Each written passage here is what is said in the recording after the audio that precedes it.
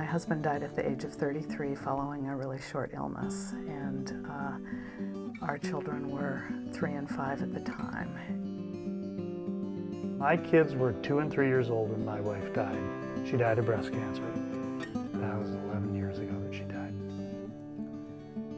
My husband died in November of 2006. He had a seizure in his sleep. It was very unexpected, and we weren't prepared in any way for it.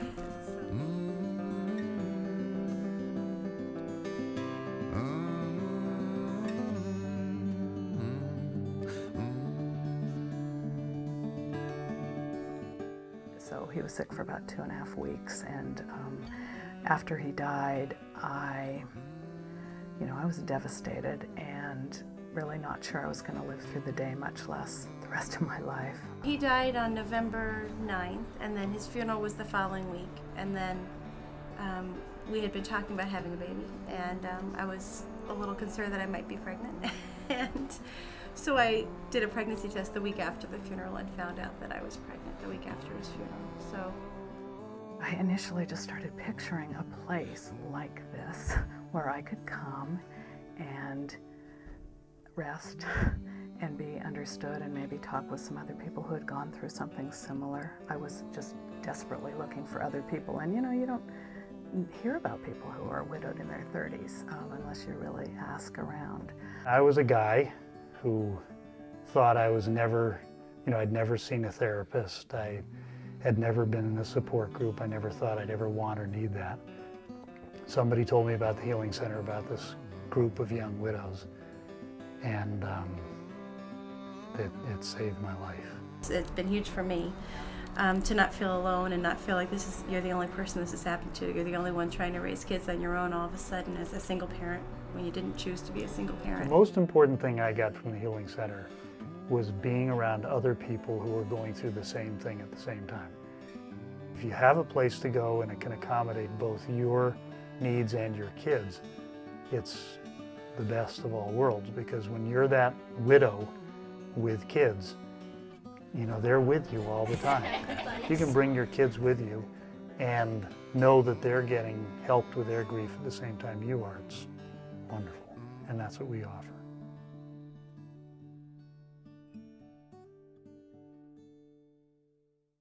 My name's Julia, and my dad died when I was 7.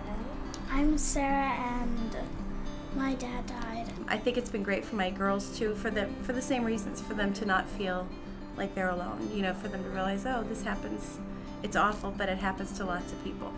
So we're going to do some painting today. Have you guys done any ceramic painting before?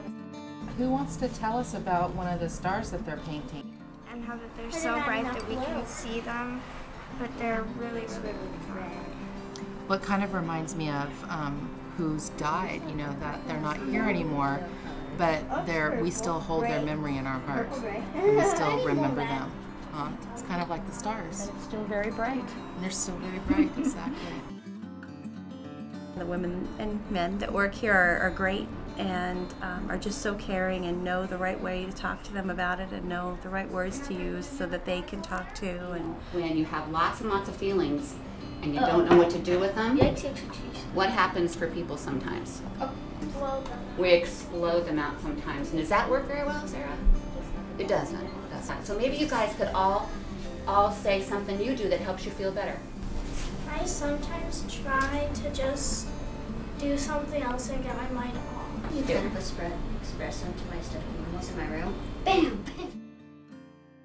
Well, I read and sometimes just rest and think. Kids, when they have a parent die at such an early age, they have many developmental stages yet to go through.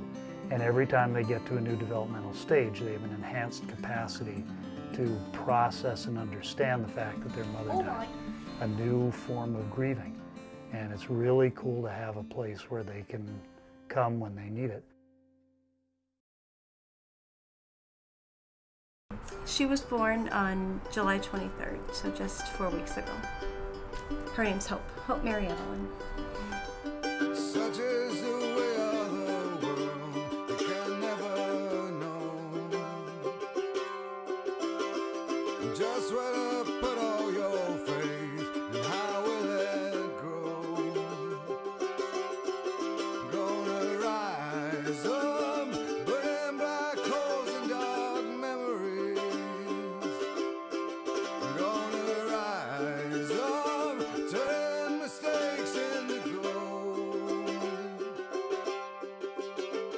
hard for me to even begin to describe what I see today, but mainly what I see is families finding a place where they can actually have a few minutes of peace, and they're talking about the person they love.